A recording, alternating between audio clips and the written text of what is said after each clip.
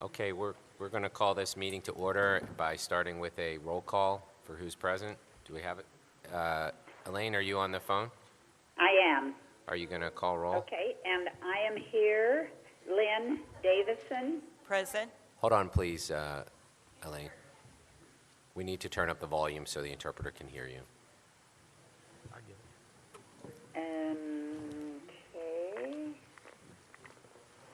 My volume's up as high as it'll go, so it must be there, maybe? No, we're going to turn it up here in the okay. auditorium. Sorry.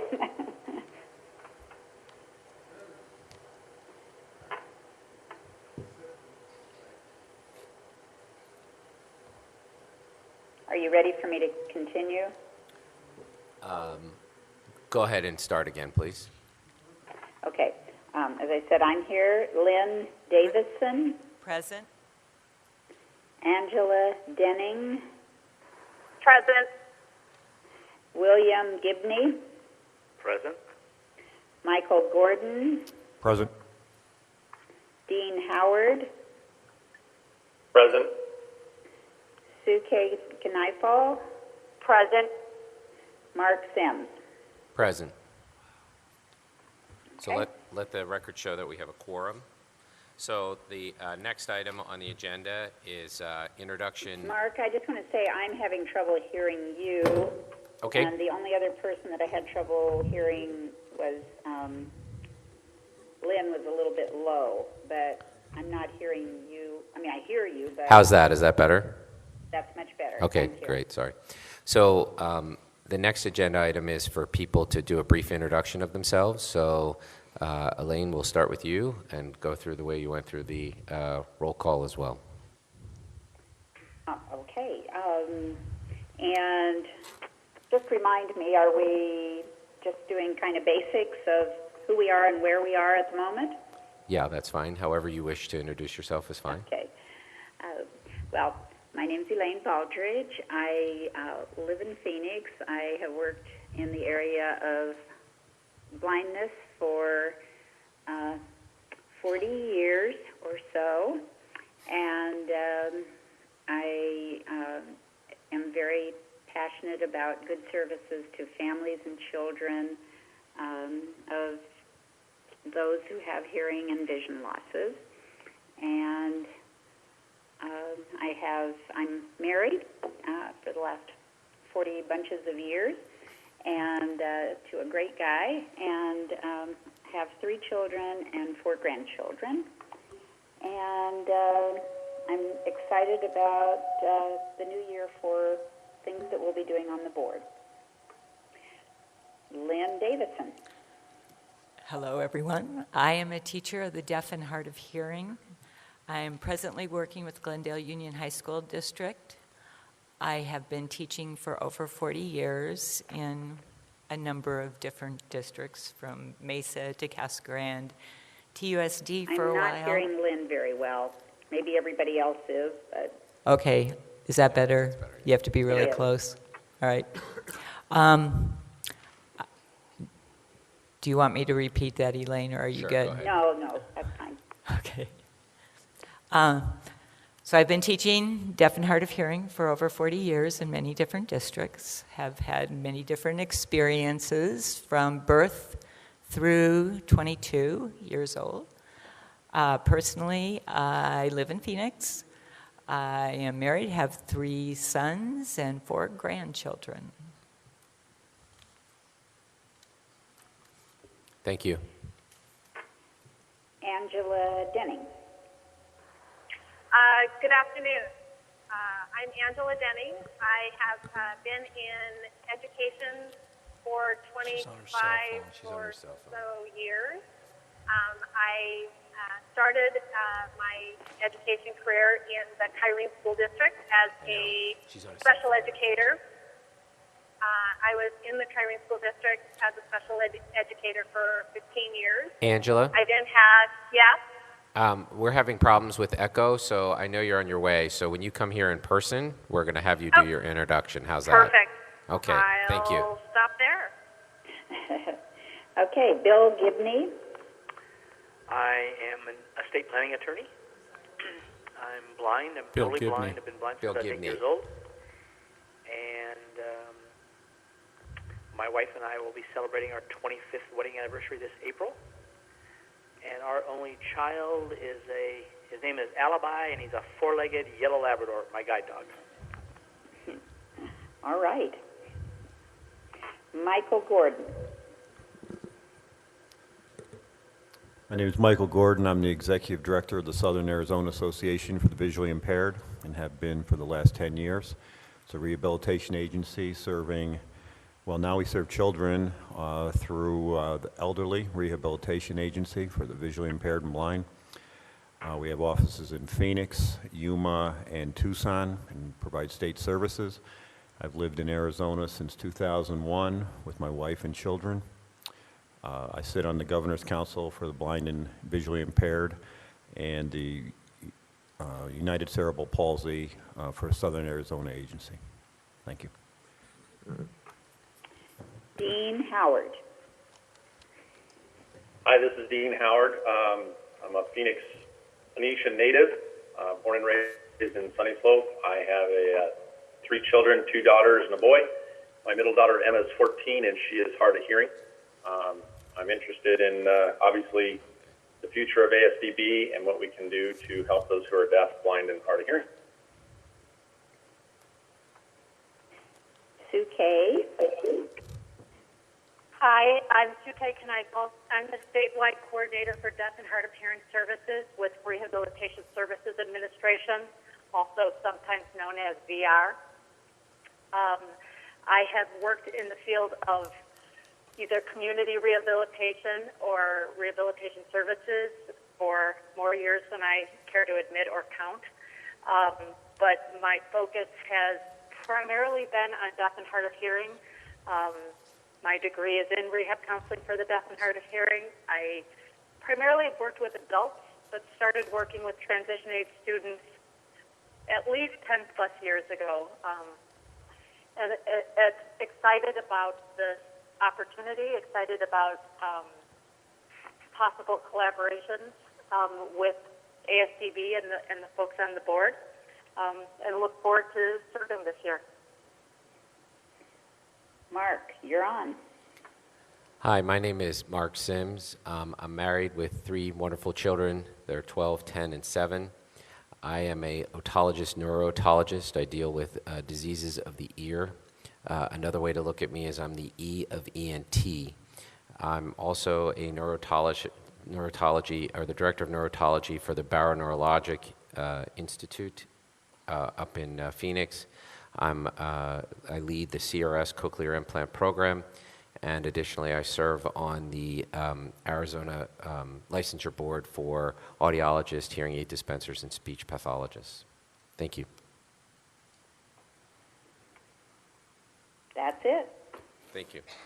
So the next item on the agenda is an information and discussion item, a student presentation. I appreciate them coming. I think we went over last time and were unable to have them present, so I appreciate them coming back. Well, actually, this I think is a different group. Oh, okay. Fair enough. Well, I'm sure we'll get to the other group sooner or later. That's correct. Hello, my name is Paya Benson. I'm the Regional Director for Southeast Regional Cooperative. And about 2 weeks ago, on the 29th of January, we had an opportunity to have about 50 of the kids in the neighboring school districts in the Pima County, Cochise County area go to the Desert Museum. And we have 2 young students here today that would love to share their experience with you. So I'm going to go ahead and introduce them, see if I can bring the mic down so that they can actually have a chance to be heard. So we're going to start with Layla Nunez. Come on up here, Layla. And then we've got Francisco Salazar. Come on up here and let me see. Let's do a test run. See how close to the microphone. First of all, stand right there and say hi. Hi. Are we good? Okay, Francisco, can you stand right there and say hi? Hi. Okay, so these 2 have a wonderful experience to share. I'm going to step back, and do you know who's going first? Okay, Layla. Hi, my name is Layla Nunez, and I am a 4th grader at Drexel Elementary in the Sunnyside Unified School District. This year I went on a field trip to the Desert Museum. My favorite reptile was the snake that I got to touch even though I was a little scared. I was so happy to meet new people and students. I think it is such a good idea to get together with others and share in a fun experience like field trips. I hope another one comes next year. Thank you and have a great day.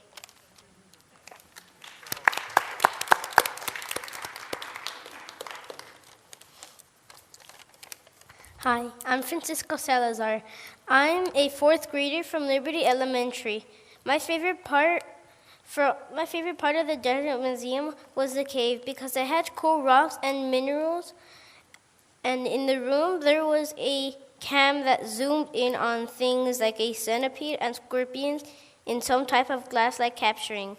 I was very glad I went because I had made some friends like Anaid and Javier. I would want to go on a field trip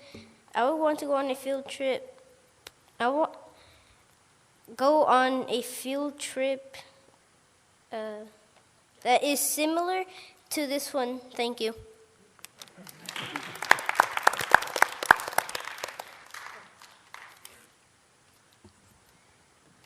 I just want to real quickly thank the board because we were able to do this from trust fund requests. So I really do thank the board for their support, and thank you, kids. You guys did a great job.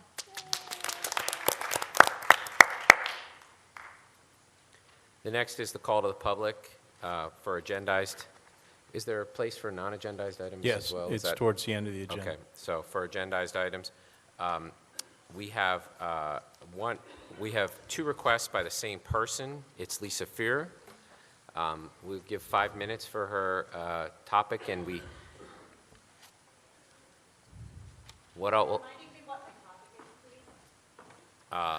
general functions, the superintendent search, and board policies. I'll stand up at 4.5 minutes, and then we'll stop at 5. It's superintendent search and board policies. Thank you, President of the Board and board members. I'm Lisa Furr. I'm the president of the Arizona Association of the Deaf.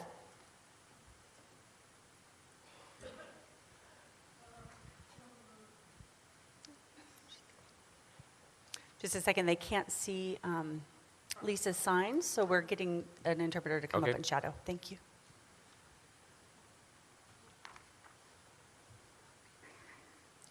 Should I start over again? Yes, please. Thank you, President and board members.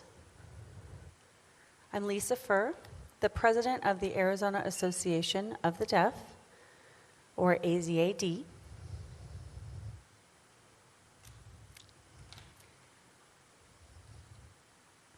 We serve deaf and hard of hearing citizens throughout the state of Arizona, and we're affiliated with the National Association of the Deaf.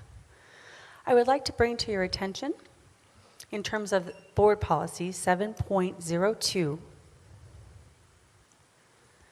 GBEC. I tried to look online at the ASDB website, and the board policies don't seem to have such a name listed in the policies. I'm wondering if it was a misspelling, and so I wanted to clarify that. Okay. So it's B as in boy, wait, I apologize, CGBEC. I wasn't able to find that on the board policies online.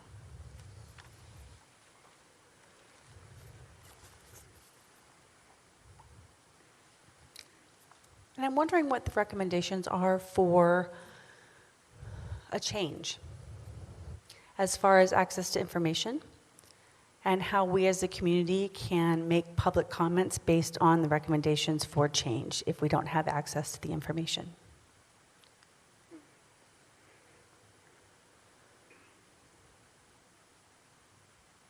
Should I move on to the next topic? Yes, please. Can you remind me again what the next topic was? Superintendent search. Thank you.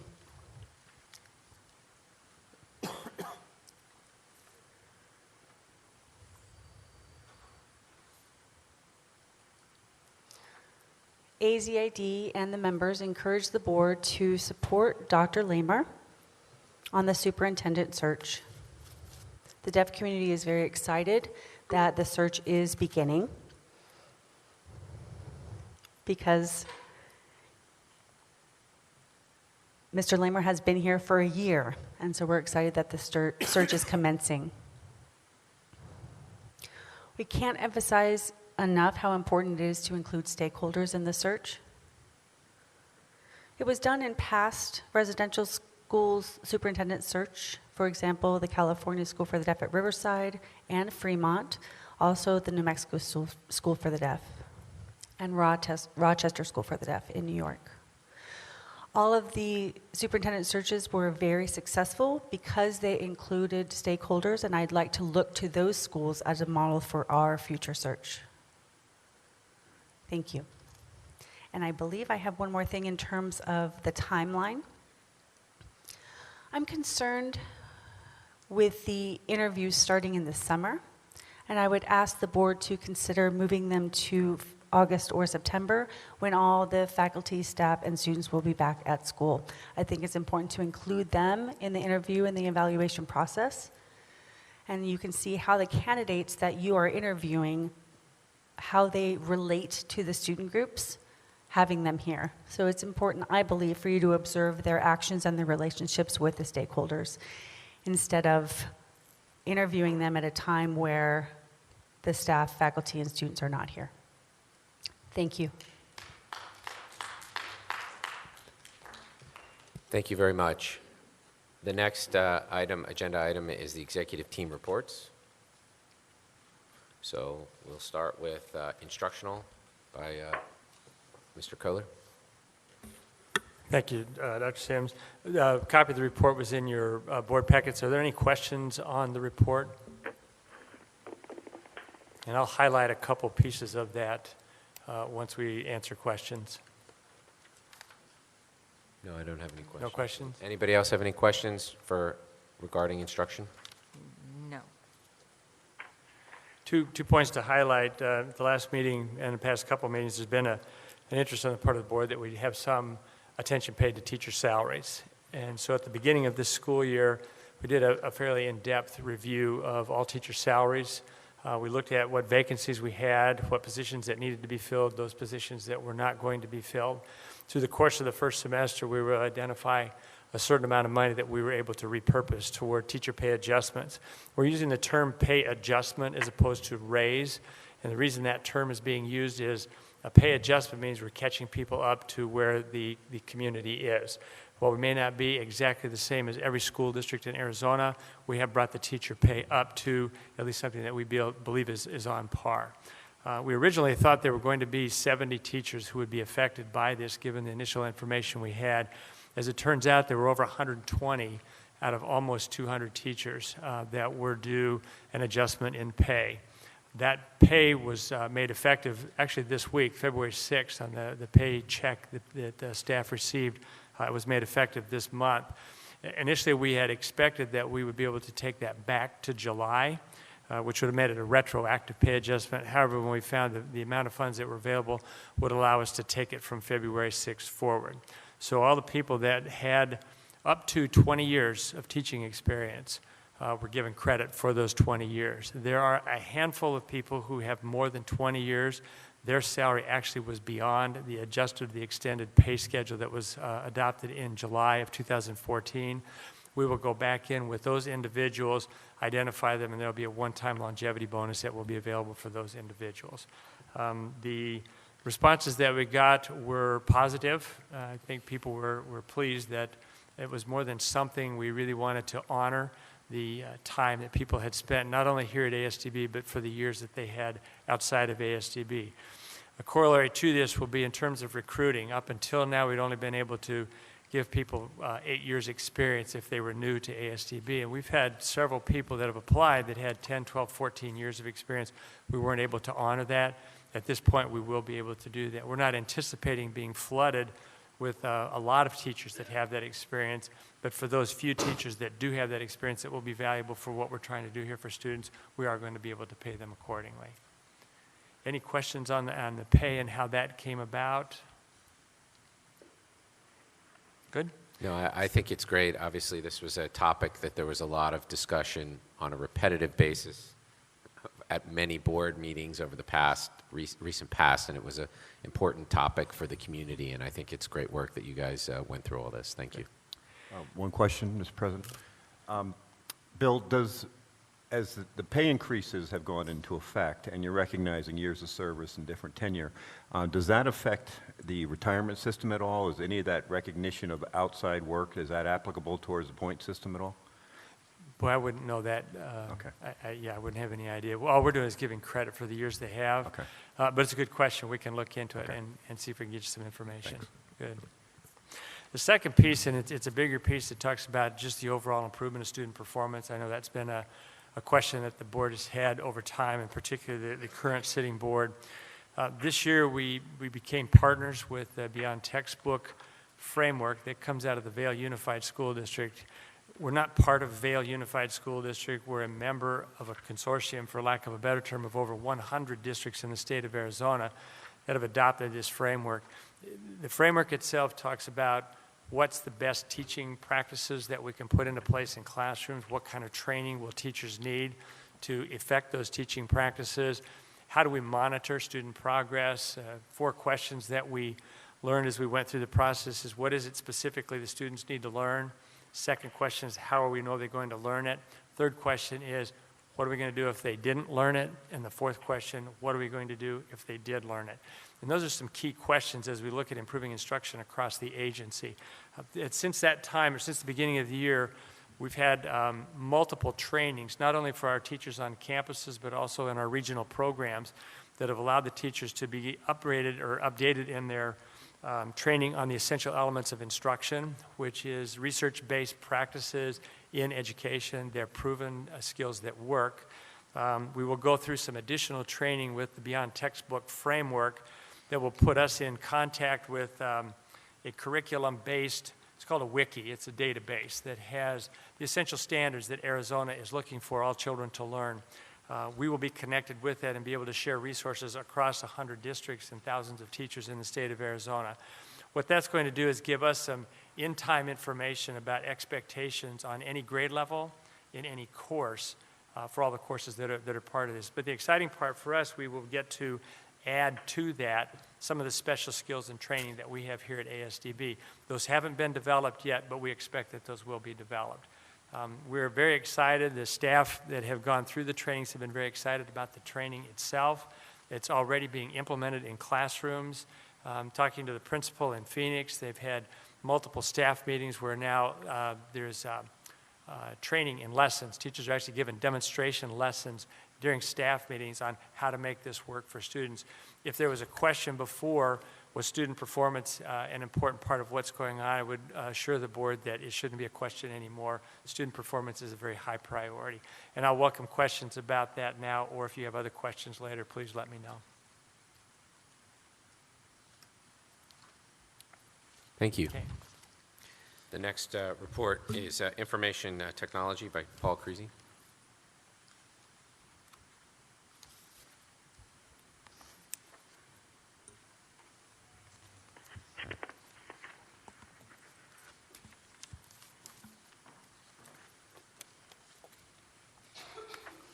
Board President, members of the board, Dr. Lamer, Mr. Kohler.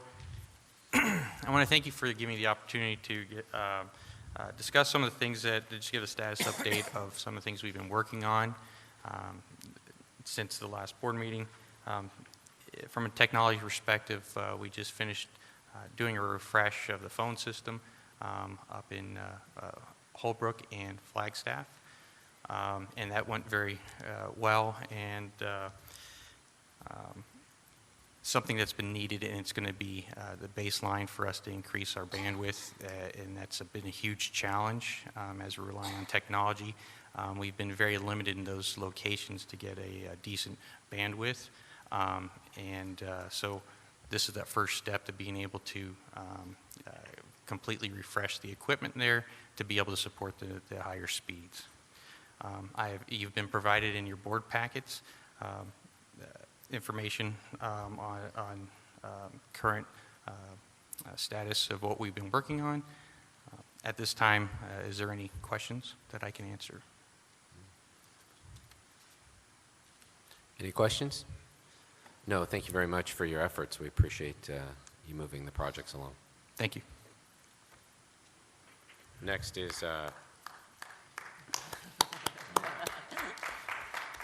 Mr. Pritchard on operations.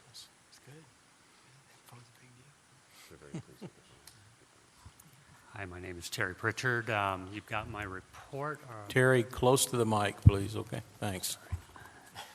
You have my report. Are there any questions that I can answer for you? No. Thank you very much. Are there any highlights you want to? Yeah, I would like to. First of all, the Transportation Department had their annual DPS survey for the buses. All of the buses passed with flying colors, which is great news. We are going to be starting the high school AC project on our next break, which will be in April, and then move to the food service building towards the end of the year. And Mr. President, this is Elaine. I just have one question. It says buses have been ordered and we were able to purchase them. Do you actually have them? I mean, are they up and running, and have you been able to get enough drivers to drive them? I know that was an issue last year. So I think she's asking, are they all up and running, and do you have drivers to drive them? yes, to both. So the problems of too long a trips have been taken care of in the Phoenix area? Yes, in the Phoenix area, we are up and running. We should be adding another route within the next couple of weeks. We do have enough drivers now. We still continue to look for them, though. Thank you. Thank you. Thank you. Thank you very much. Next report is from Human Resources, Anita Payette. Did I pronounce that correctly? And board members, as I'll explain to you in my report in a moment, I've moved some people around in the executive team due to a resignation of one of our staff, and Paul is now serving as the executive director over IT as well as over HR, which is why he's back up here twice tonight.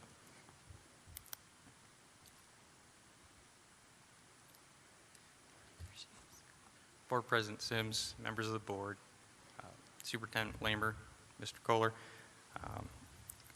At this time, I'd like to make myself available. You have been provided information in your board packets on what HR is going on. And also, I'd like to take this opportunity, too, to let you know that one of the things that we're currently working on, I'd like to highlight, would be in the past, it has been difficult, and there's been challenges for HR to identify critical positions and trying to find the right places to be able to hire for those specialized positions. At this time, the HR department has started revamping their processes to try to identify and profile these positions by meeting with the directors, meeting with the principals to identify the critical positions that we're having difficulty trying to hire, and trying to find out what are some of those traits that we're looking for, what type of people we're looking for, where can we go to get that, and really trying to reach out and think outside the box, looking at all in every venue that we can, especially positions in our regional programs. It can be challenging to find a specific need, to fill a specific need when some of these cities are very remote, and so it limits, there's a lot of limitation there. So we're thinking about trying to see if we can reach out to the surrounding cities and all sorts of social media and other state programs such as different types of groups and putting out postings there for those positions. But we're trying to do a huge approach by trying to saturate everywhere we can possibly get to at least get the word out there and to try to identify and recruit those positions. At this time, I'd like to make myself available if there's any questions that I can answer.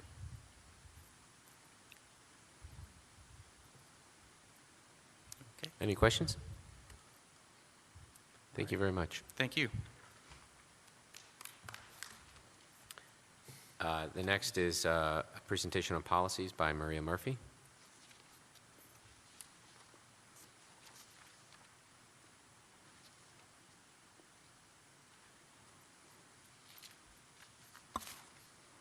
Good evening, Board President, Board members, Dr. Lamer, Mr. Kaler.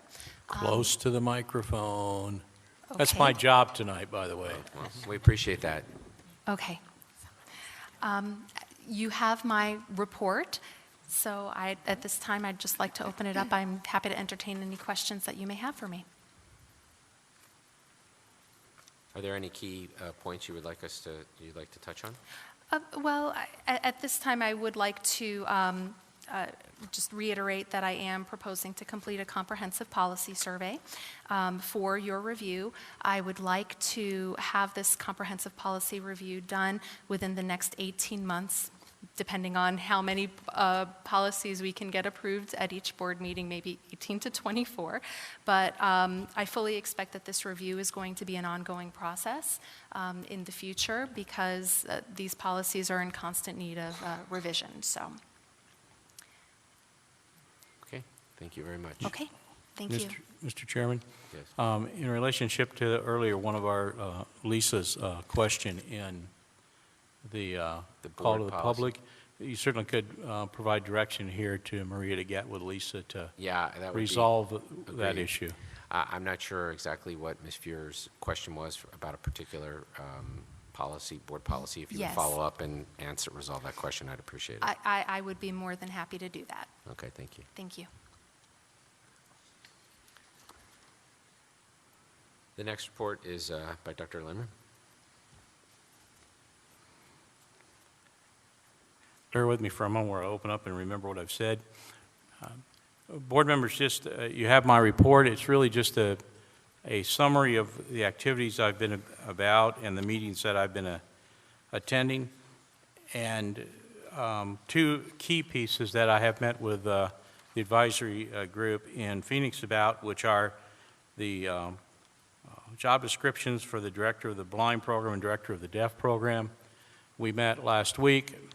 We had some very minor changes and expect to bring those forward to you in March for your consideration and approval. So that's perhaps the biggest item that we have in here. The second item is the one I mentioned earlier.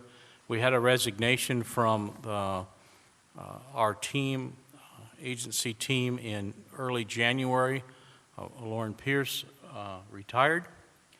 And she had been working on our policies, and it became exceedingly important that I have that work continue.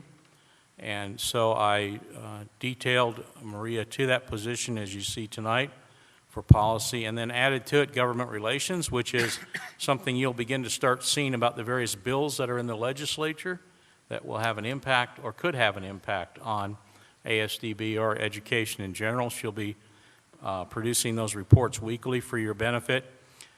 And I, at that time, also had Paul Creasy, as I indicated to you, take responsibility for both human resources and IT. At this time, that's how we're staffed. And we are, like all agencies, in review based on the request of the governor relative to the hiring freeze, reviewing all positions before we move forward any farther. And that includes any replacement that would be in human resources. So Paul is extremely busy right now, I guess is what I would say, and I want to thank him for his service. If you have any other questions, I'll be glad to answer those for you.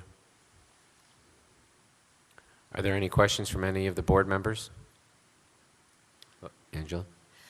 Dr. Lamer, so you mentioned that there would be reports, weekly reports from the legislature. Is that going to come to board members also, or just to you? I will come to the board members as Awesome. well as the executive Thank team. you. Could we have each person speaking identify themselves?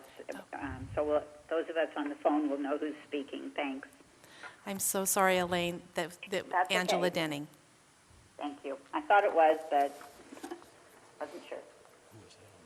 Okay, we're going to go back to the introductions now that Angela's here. She can introduce herself in a non-echoed format.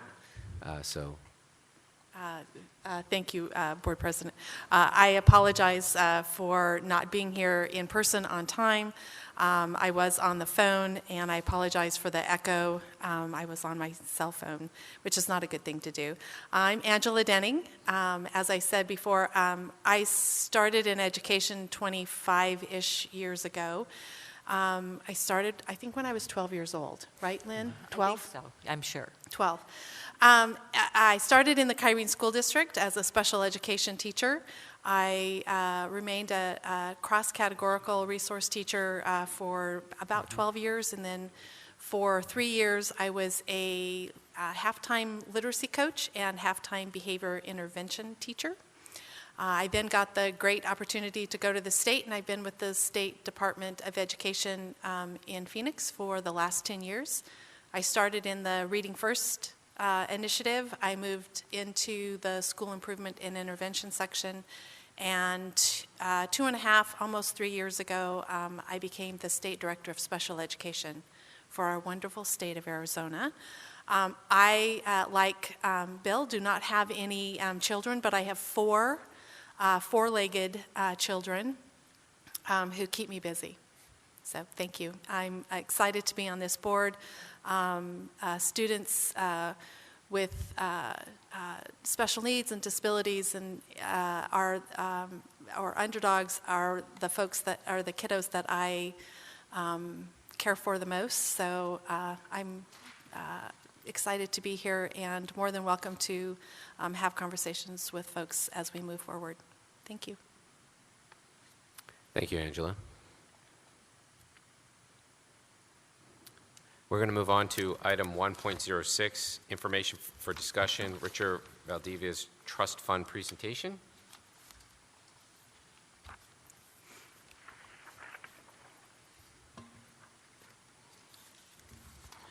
President Sims, members of the board, Superintendent Lamer, you have my report. It's a discussion. It was my understanding the board wanted some guidance as to how we currently handle trust funds.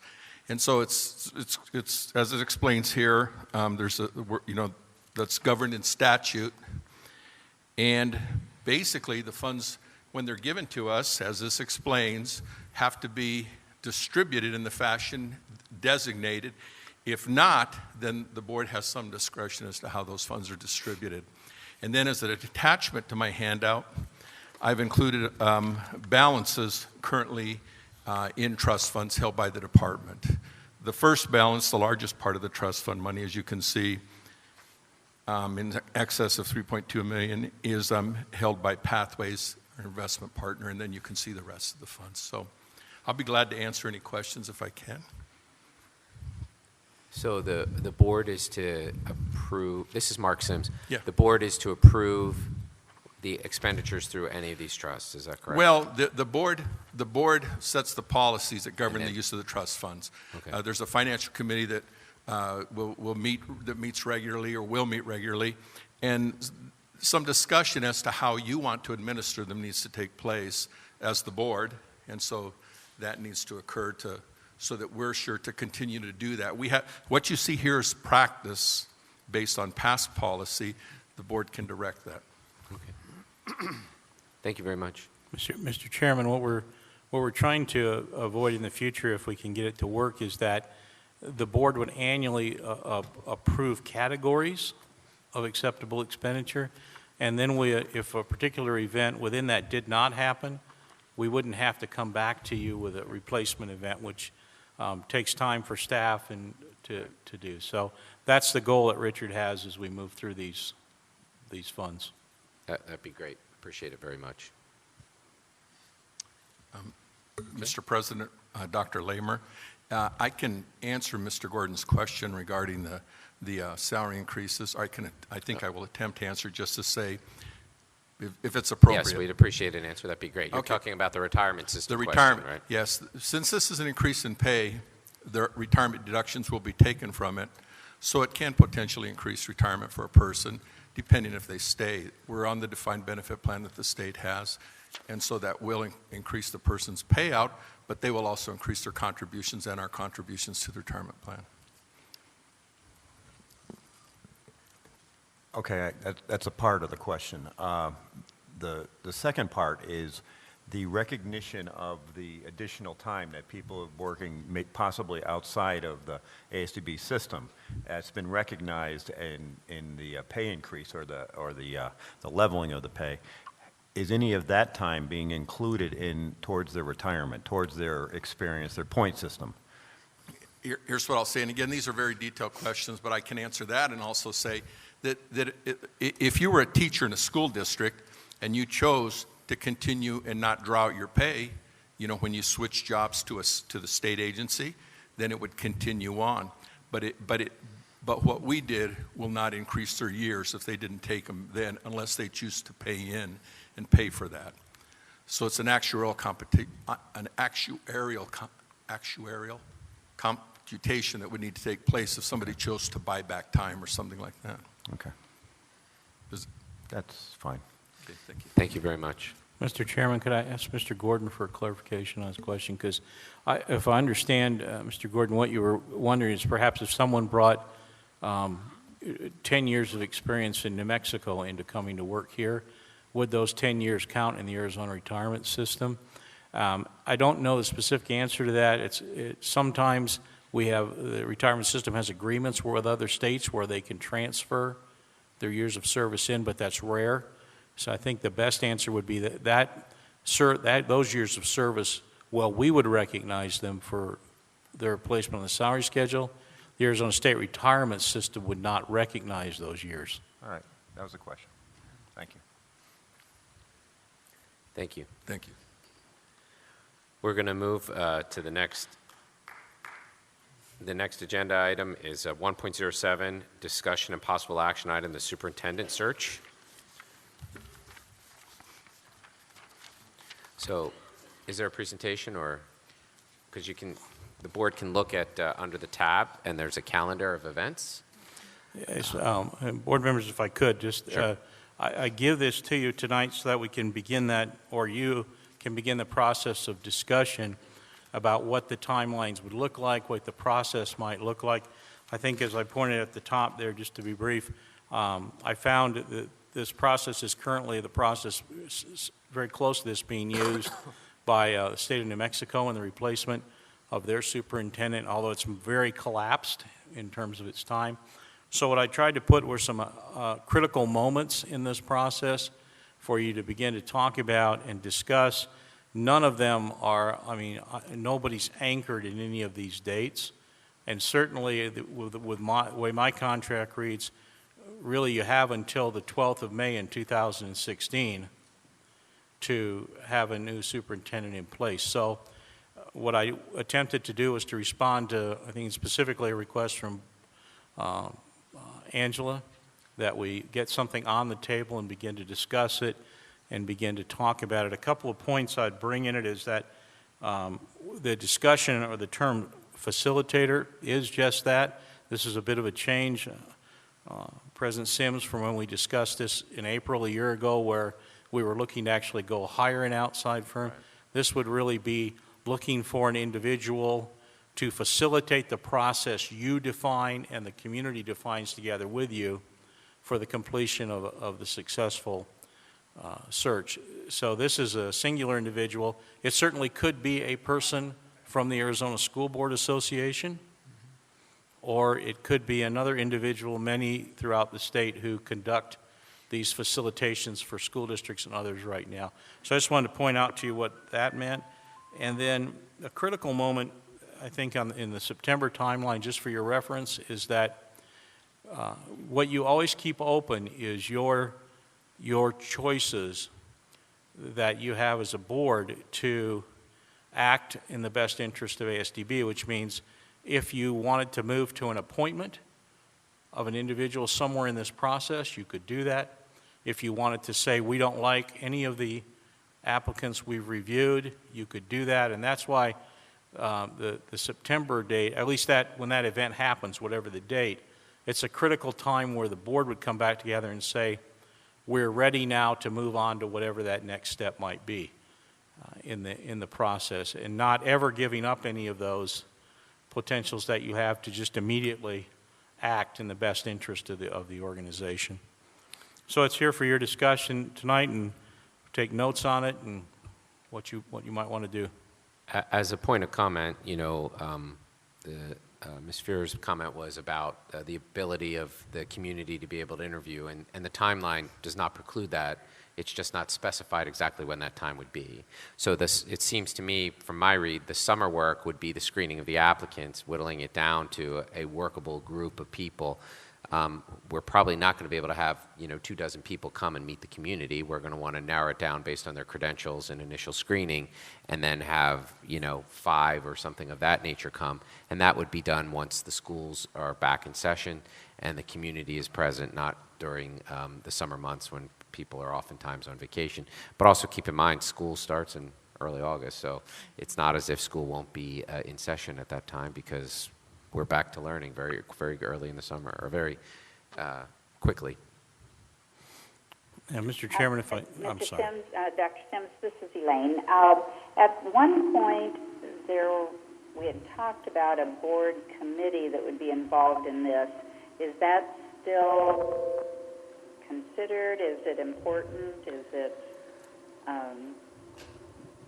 Elaine, at the time, that committee was actually a committee to find somebody to help us find a superintendent.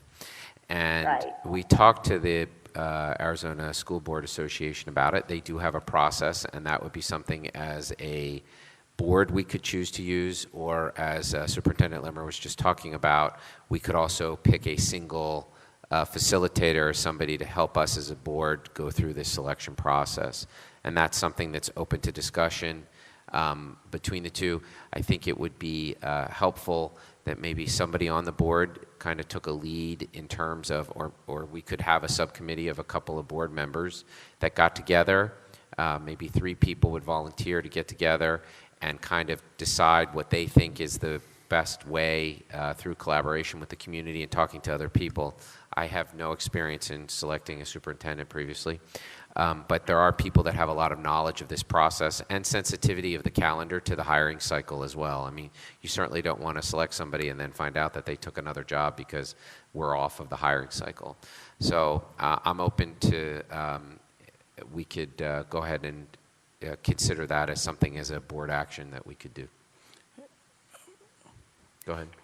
Thanks. That was kind of what I was asking, if we were going to do it as a whole group, or if we were going to, in this earlier process, suggest 2 or 3 people from the board. Thank you.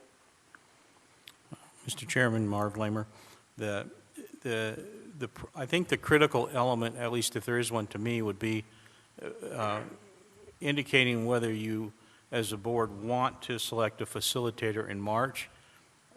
That's a singularly important event, as well as determining the types of individuals who would serve on the screening committee. Those two are, after that, time could stretch out, but... No, I agree. So it would be nice to get 3 board members who could get together and meet and discuss this as a, rather than, you can have a committee meeting rather than having to have a formal board meeting to discuss this. Does that seem reasonable enough to talk with, unless I'm missing something? Well, I'm not sure, I'm quite sure I'm not clear. So would this be for the purpose of recommending? We can either do this at the board meeting, or we can have some people do some groundwork beforehand to kind of get an idea of the lay of the land. And it would be very nice on March 26th if we had some individuals that we could select from. Currently, that's probably a list of 20 or 30 individuals. It'd be nice to kind of have somebody whittle it down. Okay. Yeah, I understand. Right. I understand. Thank you. Go ahead, Angela. President Angela Denning. So this would be a committee to look at what the what the criteria would be for selecting a facilitator? No, it would be, I think, helpful to actually go through and do some due diligence and come up with a short list of folks. facilitators. Okay. I mean, we can't keep on having a process about the process about the process. We want to get a superintendent here. So ultimately, on the 26th, I mean, barring people, I think we're open to any board member suggesting anyone on the 26th, but it would be nice if a small group of people would get together and kind of who know the lay of the land, or if the executive team would suggest some people they should talk to, or a short list of something of that nature, so we could have some idea where it's a more poignant discussion at the March board meeting. Does that make sense? Yeah, I think that. Good. So, and clearly, Elaine and Angela are the first two. I'd be willing. Elaine, if you're willing, I'm willing. This is Angela Denning. Sure. I'd be glad to work with people that know ideas on There's no limit to the number of people. It would have to be agendized, the meeting, right? Yes. So if there's anybody else who would, it would be nice to have at least one more board member. This is Dean Howard. I'd be willing to help. Okay, great. So, and that does not preclude other people's participation. That's just the three people who will go ahead, and they will go ahead and announce it, and it'll be agendized so other members of the board can participate. President I'm sorry. This is Sue K. Kneifel. I would be interested if you need someone as well. I couldn't get my mute off fast enough. Okay, great. Yes, okay. So the administration, we're not taking open comments right now, thank you. The administration... I'm just concerned about the open meeting law. We're not taking comments right now, thank you. The executive team will go ahead and try to get some workable dates, and as I said before, it will be agendized and it'll be an open meeting, so it'll be announced and people will be able to learn of that meeting just like any other meeting of the board that it involves more than 3 or more individuals as in compliant with the Sunshine or the open meetings laws. Great. I think it's important for this to move along and start the process. Thank you very much. Are there any other questions or comments regarding this agenda item? No. Okay. So we're going to move to the consent agenda. There are multiple consent agendas. Is there anything anybody wants to discuss, or can we go ahead and have a motion to... We'll entertain a motion. This is Angela Denning, President. I move to approve the consent agenda items. Do we have a second? Lynn Davison, I second this motion. We'll just do a verbal roll call. All in favor, say aye. Aye. Opposed? It passed unanimously. Okay. Going down to item number 3, gifts and donations. So we would like to acknowledge the donations that have been given. There was a donation to ASDB for the Landsberg Foundation for $6,000 for the use in early childhood and family services. Again, to ASDB from the Lewis and Ruth Hare Trust for the amount of $5,000 to be used in music department. Donation to ASDB from the Susan Koch in the amount of $500 to be used for the Holiday Help Program. A donation to PDSD from the Upton Family Living Trust for the amount of $1,291 to be deposited into the Miscellaneous Endowment Local Fund account. We appreciate everybody's generosity to the agency to help us educate the children of Arizona. Moving to item number 4, facility agreement. There's a consent agenda item. Is there any issues or questions? We'll entertain a motion to consent to... I think you've already approved all of these. Oh, okay, they're all approved. Yeah, okay. I think your next item is All right. 6.01. Next action item is 6.01, authorization to issue an employment contract to Ms. Barbara Schrag for the position of Director of Education Services, Early Childhood Development, and Family Education. This item is open for discussion. Are there any comments or presentation from the executive team? Mr. Kaler? You have I'll make a motion that we authorize that the contract for Barbara Schrag in that position. Mr. Bill, give me a second that. I'd like to motion to amend that agenda item to make it a temporary contract and the position be re-advertised given the direction of the board gave from the recent retreat.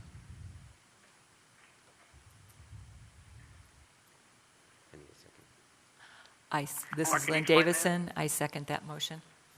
Okay. Mr. Chairman, you actually have an active motion. You want to amend the motion? Yeah, that was, yeah. I'm sorry, I'm messing up the Robert's Rules of. Okay, thank you. I just, Mark, this is Bill Gibney. I didn't understand So your the comment. first item that was proposed was to approve the motion, and then that was seconded by Angela. And then I made a motion to amend it to make it a temporary employment agreement and reopen the position, approve her for a temporary contract and reopen the position for applicants given the direction from the recent retreat of the board.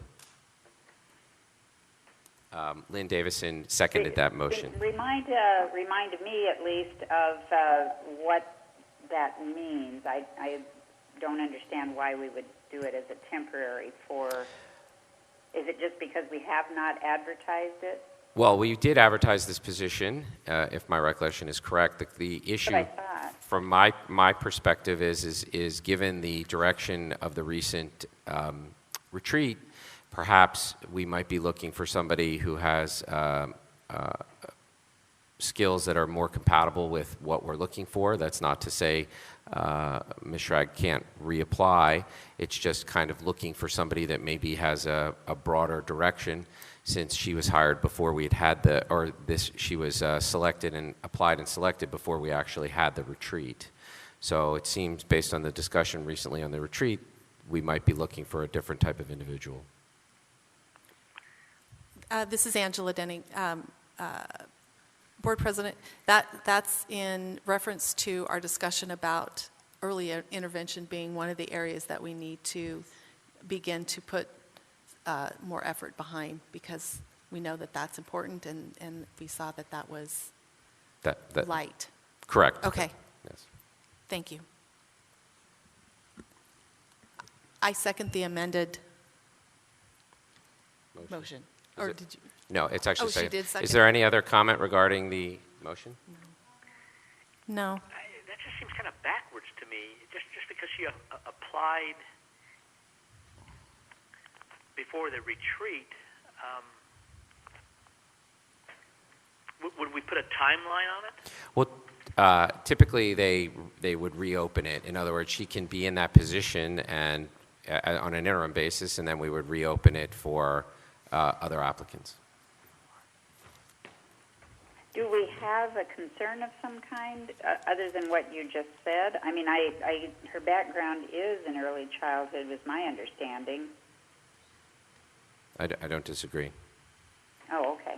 I didn't know if there was something I missed. What I would posit to you is if the direction of this particular program is going to change, perhaps there are people who would be open to applying for this position that previously didn't think that it was compatible with what their goals or what they thought the direction of the agency was. Well, should we be filling it now then? I'm sorry again. I'm sorry. Maybe we shouldn't be filling the position if we're going to change the job description soon. I didn't think it was a matter of completely changing the job description, but more beefing up that area. And again, my understanding of Barbara Schrag is that she has extensive background in the areas of early childhood and families and things like that. But if I'm wrong, then that's fine. So it seems like we should go ahead and approve the position for a reasonable period of time at least, and then I guess yeah, well, okay. Well, my rationale is this, Elaine. There are people who perhaps didn't think to apply because they didn't think I understand what you're saying on that. I do. That the sentiment was going to, that this part of the agency was going to be a high priority. So people might perhaps not wish to apply because they don't think that it's a priority for the agency. Now that we perhaps would make it a higher priority, you might get a different applicant pool. It doesn't mean that Barbara won't end up being that person, but it seems to me we might be able to, if we message to the community that this is a higher priority, you might get other applicants for the position. This doesn't seem fair to Barbara. To me, would she accept something on a temporary basis, or would we designate it to be for 12 months or 24 months or something, or? Yeah, it seems like it should be at least a 12-month contract. I don't know, or the rest of this year and to the end of next year. If we're going, I mean, it's going to take us, if we're really talking about revamping a whole program, it would take at least that long, if not longer. Let me ask a question. How long was, so this position became vacant, we advertised it and filled it. How long did that process take? This is Bill Kaler. I don't have an exact date for the But timing of approximately. it. 3 or 4 months, maybe? Yeah, so, I mean, I'm not viewing this, I mean, everybody can have their own take on it, but I'm not viewing this as a, 18-month national search. My only point is you can, there's no reason, at this point, it's February, right? So the question is do you just put her in at that position and you've hired her and you renew her? Or do you put her in an interim position and then re-advertise it and see if you get other applicants given the change in sentiment? That's basically my thinking process. But I'm not thinking, at least for me, that this would be something that we would do in 2016. It would be something that you could pick, and everybody else is, when do we typically approve? It's in April, right? So. What's her current status? She's running the position, I believe. Correct. She's in an acting detail at this point. This is Bill. So she's acting in this role. Correct. Why don't we just let her continue to act in this role rather than, I don't know, it seems convoluted to me. We're open to, I'm not sure when you say that it's convoluted, is it the terming of the motion or just the... I don't think that she has currently, again, somebody in HR may have to correct this, but I thought that the idea of bringing up the position was that she would become the Director of Educational Services, Early Childhood, and Family Education, and currently that isn't all under one roof, and that people would report to her who don't currently do that. So somebody in HR might correct me if I'm wrong on that. Mr. Chairman. Sure. I think we want to be cautious. We have scheduled the ability to go into an executive session. If we're going to begin to reach out into the candidates, the qualifications, and the whole application process that have gone on, we need to be very careful about that process. What I would reiterate to you is that this is the recommendation of the leadership team. We haven't arrived at that lightly, and I'm not... it's often challenging to stand in the face of board members, but I would say to you that in my view, to move the program forward, you need some stability in that leadership position in the near term, and that's why we've brought it back to you tonight. And I am concerned that an interim may not provide that stability. So I want to add that from the administrator's position. We still stand in support of this lady for this position. Then I would like to call for question on the original motion and then see if people agree, I guess. What was the original motion? The original motion was to authorize the employment contract for the position of Director of Educational Services, Early Childhood and Family Education, and there was a second on that. Not interim, for the position. Okay, and what you have, this is Marv Lamer. If I understand, Julie, that's what you wanted, right? so Yes. you can see who's speaking. Okay, This is Elaine. if I understand that we have a motion as described correctly by Elaine, we have an amendment to that motion that's been seconded that would have to be voted on first, which would be to make this a, President Sims, correct me, a temporary assignment. And so the amendment would have to be voted on first before the main motion. So This is Bill Gibby. That'd be my understanding, that you would first have to, if you wanted to get back to the original motion, you'd have to vote down the amendment to get back to the original motion. okay, so is there any other comment, or shall we go ahead and, Elaine, can you call roll on the motion that's on the table right now? Yes. All right. This is the Do I amendment, start with correct? myself since I'm doing it alphabetically? I don't know. And so this is the motion, the amendment that would make it only temporary. Correct. Yes. And I vote no on that. Lynn Davison? I vote yes. Angela Denning? Yes. Bill Gibney? No. Michael Gordon?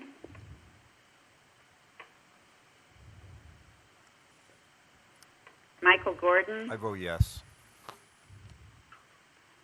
Dean Howard? I vote yes. Sue K. Kneifel? I vote yes. Mark Sims? I vote yes. Okay, the amendment stands. Thank you. So we can go ahead and re-advertise that position. Wait a minute, you need to vote the motion. Oh, the second motion. Well, The first motion, Okay. as amended. You need to vote You were voting on the amendment this Oh. time. Did everybody Okay. understand that? Got you it. were voting I got to it. Okay, so now amend it. now we'll vote on the motion as it stands with the amendment. No, we just approved the amendment, so there's no, the That is amendment supersedes the original motion. That is correct. Then I stand corrected. Okay. So, all right, so the motion in its current form with the amendment, it passed, and we'll go ahead and have her approved on a temporary basis and re-advertise the position.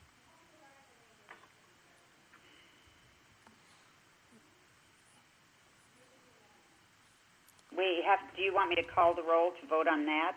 Yeah, go ahead. Lynn Davison? To what? This is actually, so we just passed the amendment. Now we're going to vote whether or not you want the motion in its current form to pass. In the current form with the amendment. With the amendment. I think we're probably all a little confused.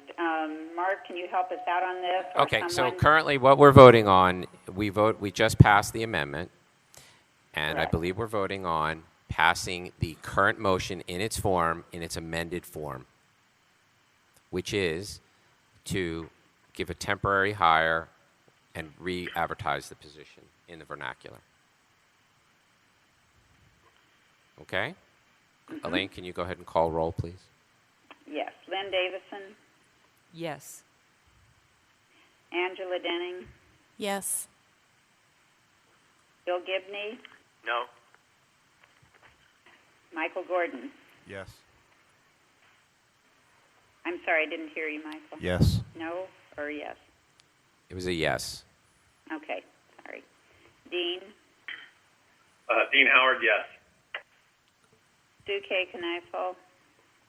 Yes. Mark Sims? Yes. And I would vote no on that. Thank you. So the motion. It passes. Okay, thank you. So next we're going to go to the first read, item number 7, board policies, the first read and discussion of the item policy 3L, 4B, BBBB, BDB, BE, BEC, BEDA, BEDBA, BGD, EF, EFC, EFH, and EFI. Are there any questions or comments regarding the policy in its current form?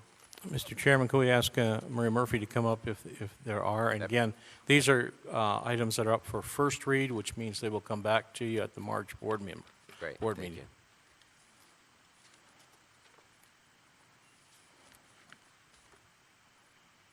you. We can include agenda item 7.02 as well. Oh, no, we can't. No, That's no, a second separate. read. I'm sorry. Separate. Second read.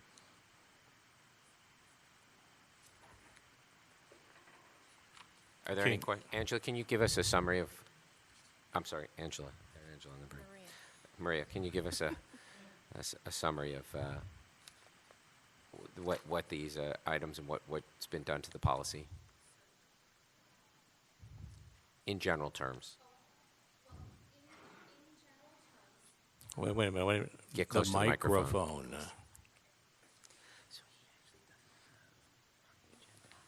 Am I audible? Okay. Okay. Policies JL, BBB, BDB, BE, BEC, BEDA, BEDBA, BGD, EF, EFC, and EFH, and EFI are policies. Policy JL is in regards to student wellness. Yes, student wellness. All of the B policies are policies that affect board operations. And then the E policies reflect changes that are being made to some of the operations policies, specifically food services. So food services, free and reduced price food services, and the sanitation program, as well as records and reports. The majority of these policies are basically procedural changes. And when I say procedural changes, that means that they are very minor changes. They don't change the spirit of the policy at all. It's basically just to bring us into line with language maybe that ADE may be requiring, the federal government may be requiring, or in compliance with the Arizona School Board Association policy advisories. So they're minor changes. Are there any questions for Maria? Not for Angela. Mr. Chairman, just if I could, once they're first read, then we'll get them up on the website, which makes it available for public then to submit their comments on the changes to Maria or to get clarification, and we'll bring that back to you for the second read. That would be great, and I assume that's going to be the ongoing process. It will be. It will be with perhaps one modification as to that if there aren't challenges between the first and second read, the second read will come back to you in the consent agenda. Right, correct, understood. Okay. Sounds like a very workable process. Thank you. Thank you very much. You can go ahead and stay because we're going to now move on to item 7.02, second read and possible action items, policies BGB and GBEC. Yes. Okay, so policy BGB is policy adoption, and policy GBEC is student wellness. The student wellness policy is procedural changes, so again, very minor changes that do not change the spirit of the policy. Policy BGB, policy adoption, actually does have some substantive changes in there, so I would direct your attention to those changes at this time. Are there any questions regarding the policies? Mr. Chairman, Maria, this is Bill Gibney. Was this the area where Lisa had raised a question about one of those sets of policies? I'm sorry, Mr. Gibney, could you repeat the question? I had a little difficulty hearing you. Lisa earlier raised a question, and I think it was about 7.02. Is that right, Mr. Chairman? Yes. Yes, it was in regards to policy GBEC, and those are procedural changes, so they are very minor changes that do not affect the spirit of the policy at all. Okay. It's essentially a change in title to... And were you able to explain it to Lisa? I haven't had the opportunity yet. I will after the meeting. This is Elaine, and I thought that her concern was that she could not find it on, coming up. So when we're saying that next group that we had the first reading on will be available to look at, was this available for people to look at and just difficult to find, or was it not available for people to look at? Policy GBEC is on the ASDB website. It is a little bit difficult to find. That's something that we are working on right now to make it a little bit more user-friendly for people to find. And after the meeting, I'd be more than happy to speak to Lisa to direct her exactly where she needs to go to find GBEC in its current iteration. Thank you. Board member 7.02 is an action item. Right. So are there any other questions on this action item? Mr. President, this is Angela Denning. Maria, the substantive changes, Yes. are those in red? Is that the color coding? Yeah, the substantive changes should be in red In with red. strike-throughs and underlines. Okay. Thank you. You're welcome.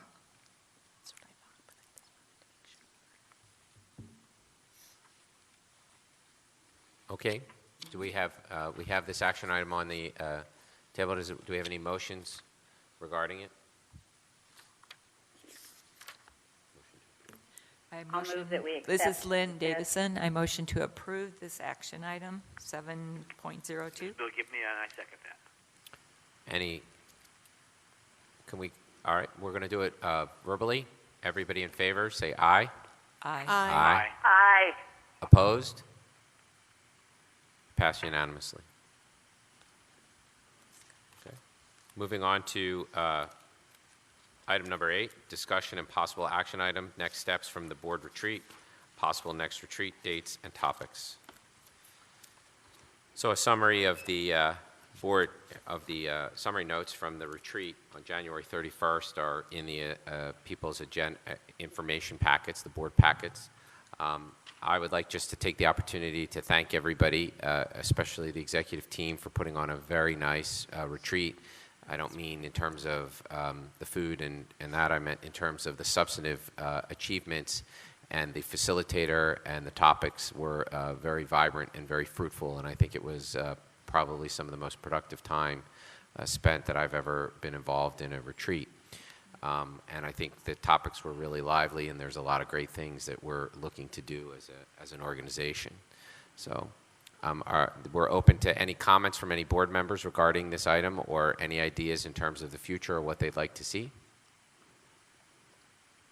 This is Lynn Davison. I agree with Dr. Sims. It was, for having to spend a Saturday, it was a very well spent Saturday, and I felt that it was very well organized, and we got a lot of work done.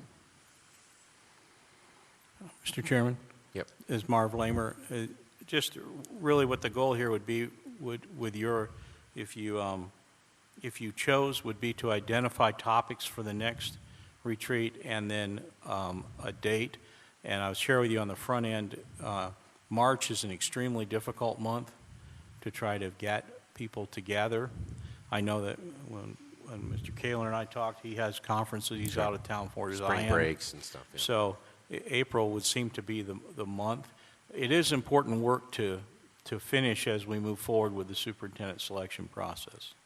Agreed. I think that we need to work on coming up with our final vision statement in terms of what it is, and a general overview of where we think each particular portion of the agency is to go forward. I think that would be very helpful. I think that it would be helpful for the executive team to kind of look for a consensus date across all the board members, and as well as you, and as well as availability of a facility.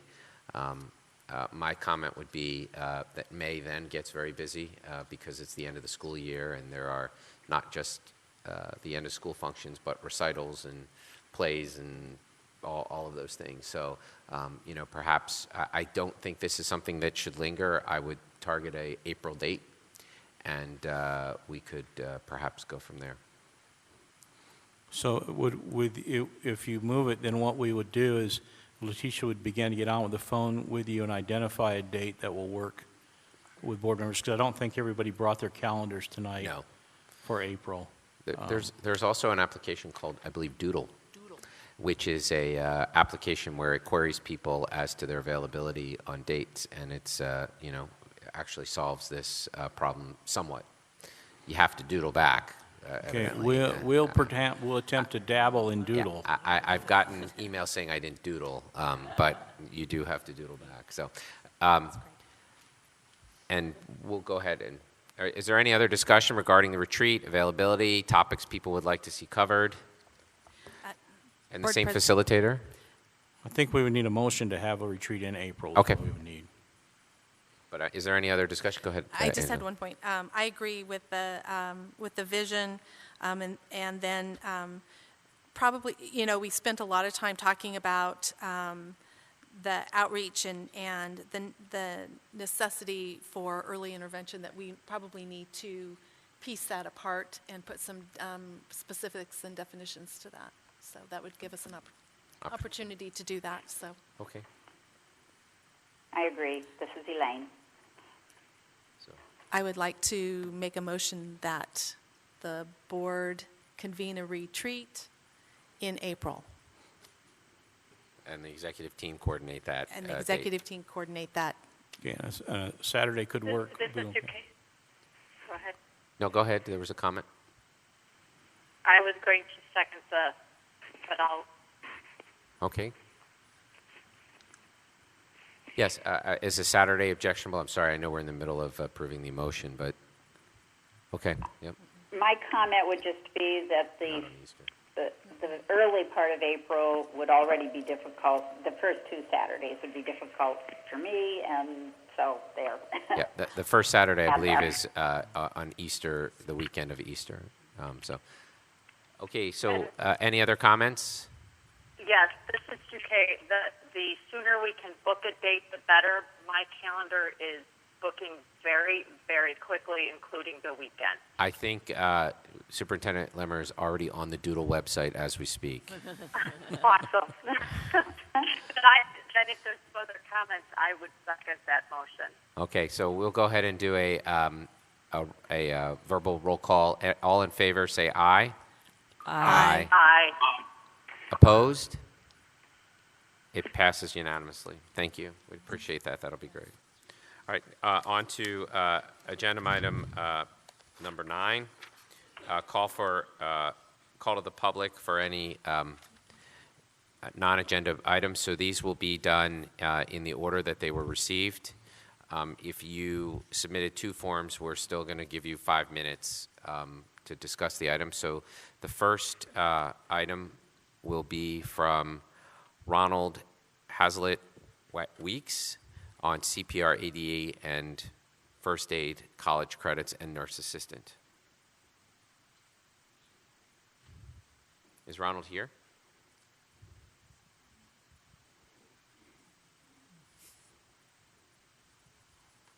Yeah, if you have other items, we're going to... I thought it was 3 minutes. Is it 3 minutes? No, go ahead. We'll give you 5. We're moving along. Oh, that's very kind. Thank you. President, Vice President, members of the board, Chairman of the board, and audience members. Excuse me while I get my glasses. My name is Ronald Hazlitt Weeks. I'm an alumnus, and I'm an assistant instructional aide or sub here. Since November of 2013, I've really enjoyed working with the staff and students on campus as a sub. I've worked in 17 different classes, from preschool all the way through 12th grade. I have noticed as of late that my hours have dwindled. I'm waiting to hear about a need that my services might be able to help with. First aid and CPR was something that I was supposed to be given, but I waited for a year and it was never offered to me, so I went ahead myself and completed the certification on my own. I also posted that information through... Oh, hold it. Oh, wait, we can't see him.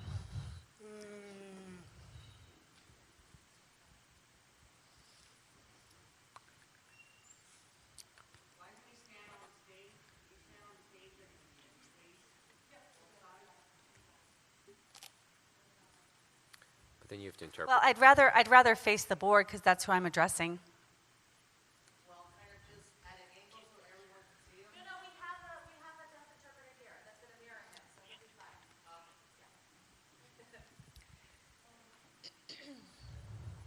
And Ronald thanked Delynn for her We help. were doing so well. Okay, okay.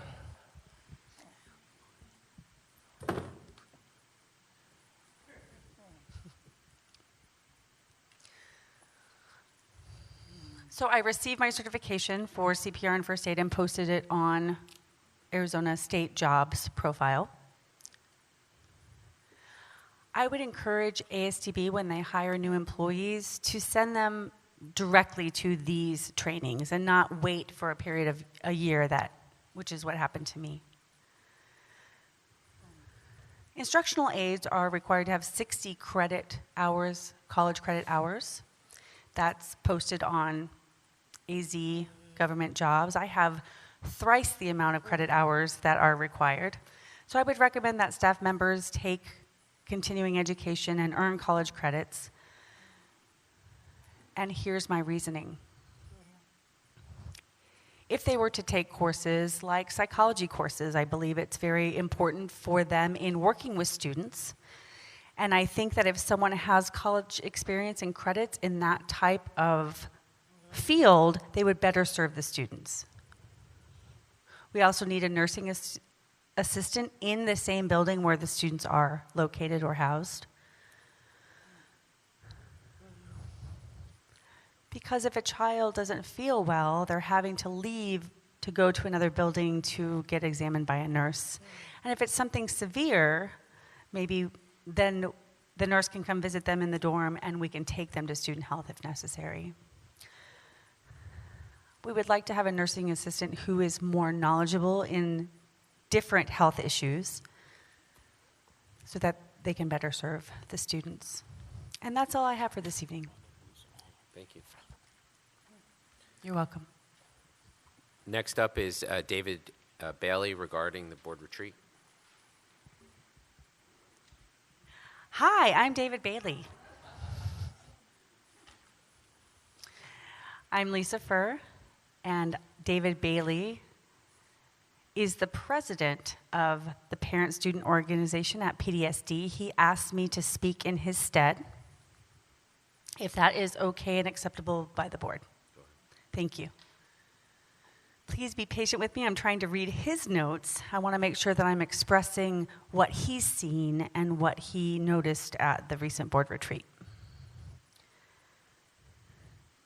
David's main concern was of the representation on the panel,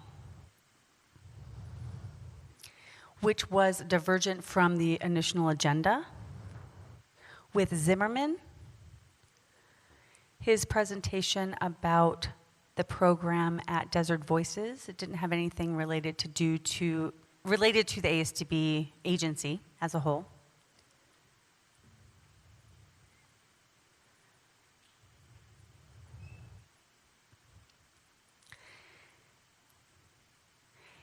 And the board shows guest speakers who did not specialize in deaf education. The board did invite Mike Peters to present on American Sign Language and deaf culture with only a very limited 15-minute time period.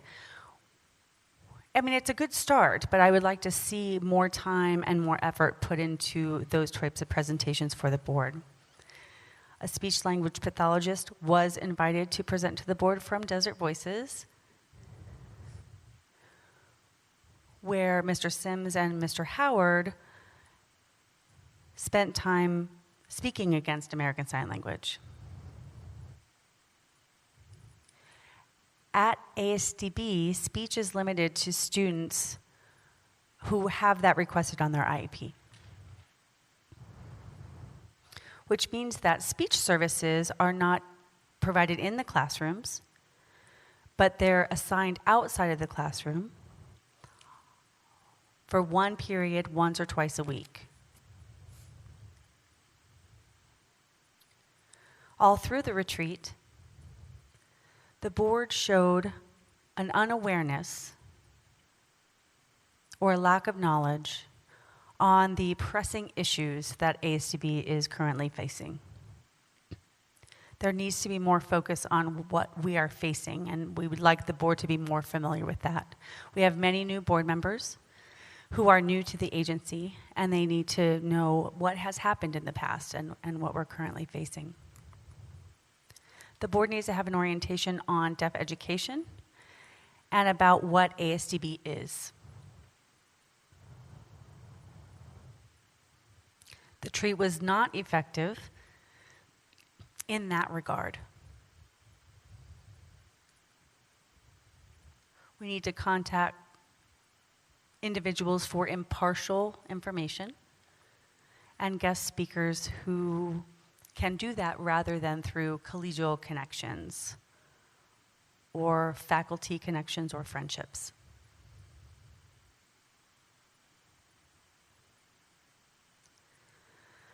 So it's important that we bring experts in to balance the information, to provide a fairness in the presentation information. More experts and more research for your future retreat and for regular meetings to make sure that we can focus on language acquisition and benchmark research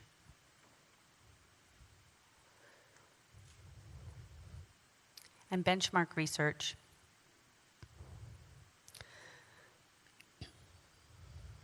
findings in regard to benchmarks for bilingual education.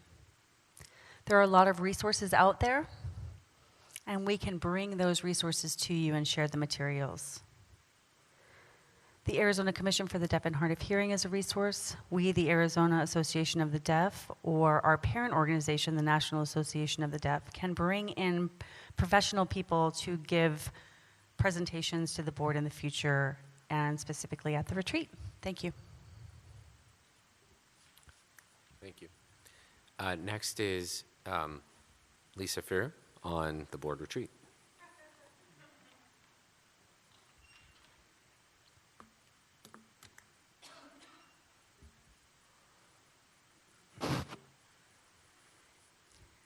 Let me introduce myself again. For Angela, I don't know if you heard me introduce myself in the past because I know you were on the phone. I don't know if you heard my introduction. Okay, great. I am Lisa Furr.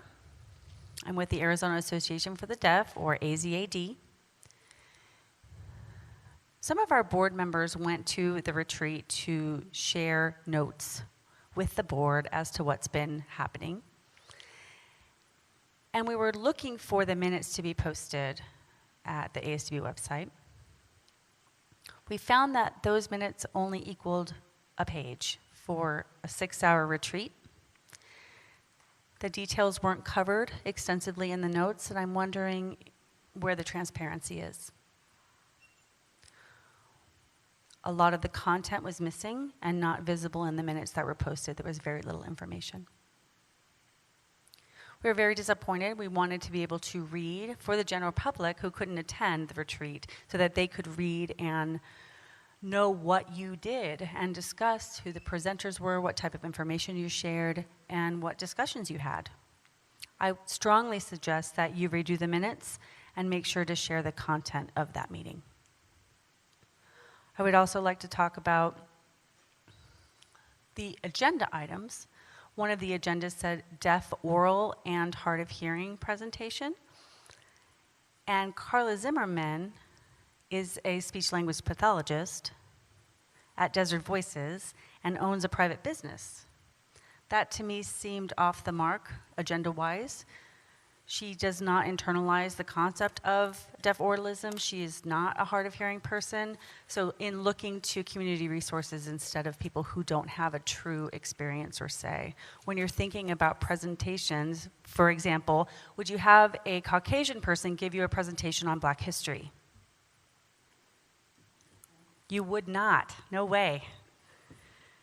Any minority group, you would have the person there to express their experience and to talk about what they've gone through, and you work with that group.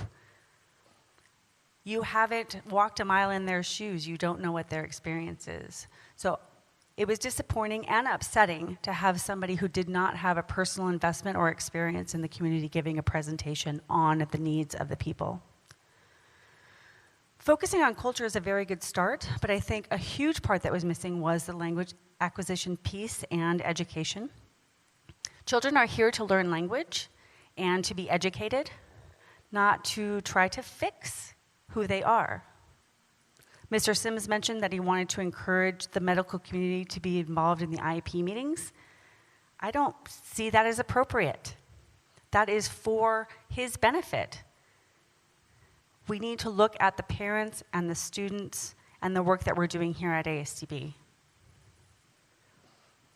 The ability to hear and the ability to speak has nothing to do with the medical community. We need to keep that away from what we're doing here and the goals of our school and focus on the needs of the students at ASDB. I would like to emphasize that you please use the resources in the community. We are happy to share any information that we can, and make sure that when you're inviting people to come give a presentation, that those people have an idea of what they're speaking on. I hope that you will have passion for the deaf and hard of hearing and blind children here and their future education and success. We don't want to fail them. We want to empower them and make sure that they're successful by learning about the different resources that are available and the research that's available on what's effective for those groups. Thank you.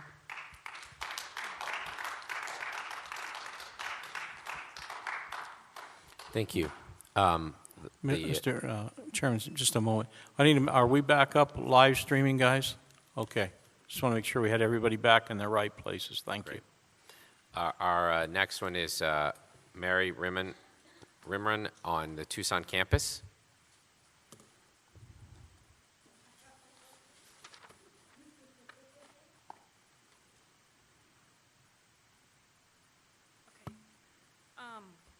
Good evening, board and ASDB executives. My name is Mary Rimron, and I've worked at the School for the Deaf and Blind since 1981 in different capacities. I've been a teaching parent in the School for the Blind, a teaching parent in the School for the Deaf. I've taught in the co-op. I've taught on the main campus. I was a dean of students in the School for the Blind, and currently I work as a freelance interpreter. I come to you tonight because I'm concerned with the Tucson campus, and what I see makes me sad, and I just wanted to come and share with you some of my observations. I think that the leadership here is needing to improve its ability to recognize the knowledge and experience of the employees that work here. I feel that the support for the opinions of some of the employees is lacking, and without support of your opinions, you don't feel respected. I believe that this campus, the Tucson campus, needs innovative leaders, people that can think out of the box, someone that can network within the deaf community. And when I say deaf community, I guess I'm also talking about the School for the Blind also. I don't want to just narrow this to the School for the Deaf, but for the School for the Blind also. People that can network and bring this school back to what it once was. Right now, it's just a shadow of itself. The issues in deaf education are hundreds and hundreds of years old. And like Lisa said, language acquisition is at the root of it. Bringing tools like beyond textbooks to this school is just that. It's a tool, but along with that tool, you need curriculum guidance, you need direction, and you need philosophy to support it. Without all that, the teachers are just on an island, and they can't be effective. I think that the agency still needs to work on trust and transparency on this campus. Decision-making needs to include people who have experience in deaf education. There's a lot of resources on this campus, a lot of years of experience. Use those people That will help build trust, and it will create more transparency. I believe that there's still a divide between the administration and the classroom. And with trust, that divide could come together. I think that the marketing of the Tucson campus is lacking. The things that set this school and this campus apart from any other school or program for deaf, hard of hearing, blind children have kind of fallen by the wayside. The close-up program, the outdoor education program, the summer literacy camp, all these special things that this campus used to do that no other school in the state would do for deaf or blind children are not a part of the curriculum, or even not a summer program. They've kind of fallen away. And that, therefore, doesn't allow ASDB to distinguish itself and separate itself and say, hey, we can provide this to deaf, blind, hard of hearing children, and where as a public school couldn't provide it. I think that, what, let me go on this. ASDB's had a strong history of developing the whole child, making happy, well-adjusted community members in the state of Arizona. I know that AIMS scores are important, but AIMS scores are not the sole predictor of an individual's success in life. Okay, that is your time. That's Thank my you very time? much. Thank you. Thanks. Now, I'll point out, though, the rest of your...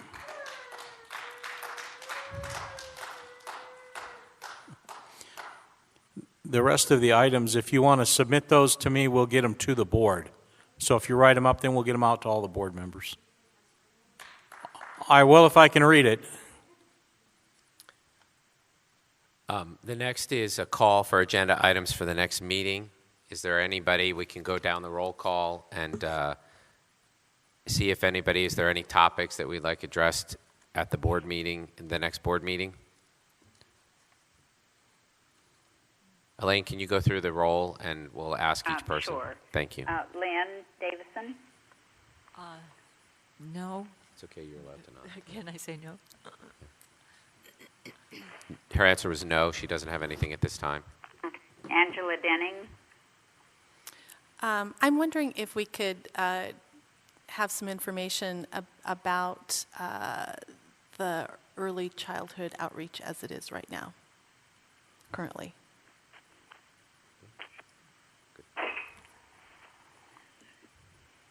Okay. Bill Gibney? Well, I guess this will already be on the agenda, for the committee to report on their findings regarding a search committee or a facilitator for the new director? Yeah. New superintendent? Yes, that will be on the agenda already. Thank you, Bill. Mike Gordon? I'm not sure if this would be an agenda item that we'd want to put on for the meeting, but it certainly would be for the retreat, and it's really to reinforce some of the things that I've heard here from the public is really the opportunity for exposure and understanding of the various cultures that are here at ASDB. The blind culture, which is so misunderstood, and obviously some of the board members also not understanding deaf culture, because that's really that understanding of adjustment is the beginning to really understanding this field. And if we're going to have an orientation to be able to kind of get to foundational work, that's where we're going to have to be. So I don't know if that would be an agenda item as far as how we want to work that from the retreat, or something we could actually to bring up at the next meeting. I'd sure like to know more about it, but it seems to me to be more appropriate at the retreat. Well, yeah, I think it would too, but I think it's something that we could actually maybe discuss as to how we want to go about that. I might make the comment that actually a board meeting might be better, because our time on the weekends is short. And it's not that we're not willing to, but I'm sure that the public at the board meeting would want to hear what people are saying and having that opportunity of what's being presented to the board. It's not a dismiss of it integrating with the retreat, but perhaps it would be better in the board agenda so then it's at these meetings so people can see what is being said to the board in terms of this information. We'll craft a way to get that into the agenda. Okay, thank you.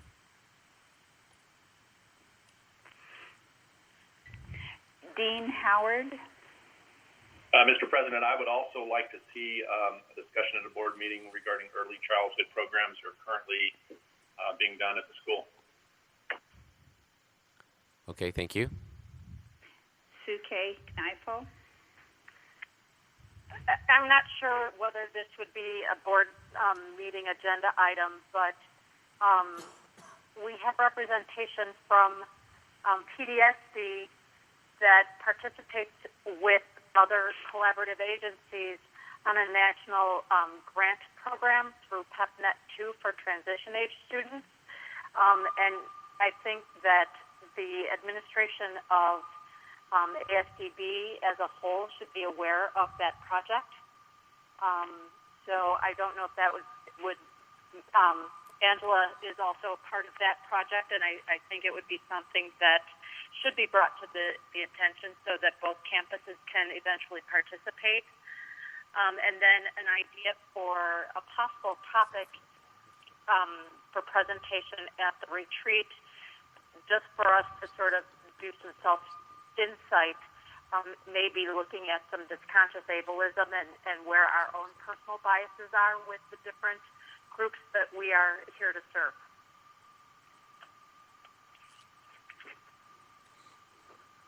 Thank you. Mark Sims. No, I have no additional items. I think fellow board members have done a great job of suggesting items that need to be covered. And again, I would just reiterate the early childhood emphasis in retreat and in a board meeting. Thank you. Superintendent Lamer, did you have a comment? Yeah, Mr. Chairman, Marv Lamer, just would like to remind the board that the March board meeting is the meeting in which we bring contracts forward. Okay. And it also will have an executive session for the purpose of the board reviewing the interim superintendent's performance. So we'll look at the agenda to see how full it is. Some of this might get covered on that board meeting. Some of it might flow down to the following board meeting. But the public should be rest assured that these are topics that the board is very interested in and does want to learn more about, and it will happen. So if it doesn't happen, it's due to the length of, our attention wanes at some point. So we've done many a 10 and 11 o'clock board meeting, and we're going to try to avoid them going in the future. But we will get to these topics in the next probably 2 meetings. So, any other? I'm sorry. This is Bill Gibney. I have a question. Yep. Go ahead, Bill. I don't know if this is appropriate, so act accordingly. But the comments from the public, a lot of them were very germane and really raised my interest. I would ask if they could capsulize them and get copies, rather than a dissertation. Get some so actual things that we can then format for either a board meeting or at the retreat. I don't disagree with you. There's no restriction on any member of the public sending a letter or any sort of inquiry to the board. Whether or not we act on it is another story, but they are more than welcome to send their comments to the board. We're all open to those comments, and I think that's a great idea. Well, I just encourage them then to not give a dissertation, but tell us maybe 5 bullet points that they would like for us to consider, and then we could take it under advisement.